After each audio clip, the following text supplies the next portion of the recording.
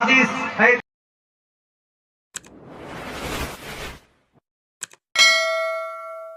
হাদিস জাননে वाला সবাই হাদিস জ্ঞানকে একত্রিত করে 10 লাখ হাদিস হবে না।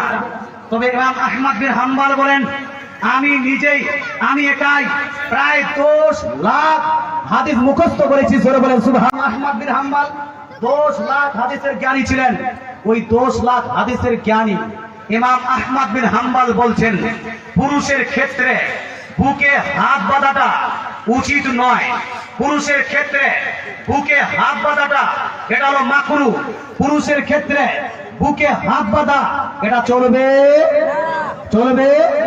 10 লাখ হাদিসের জ্ঞানী, 10 লাখ হাদিসের হাফিজ, 10 লাখ হাদিসের গবেষক, 10 লাখ হাদিসের পণ্ডিত ইমাম আহমদ বিন হাম্বল, যিনি ইমাম বুখারী থেকে বড়, ইমাম মুসলিমের থেকে বড়, ইমাম তিরমিজির থেকে বড় জ্ঞানী আলিম।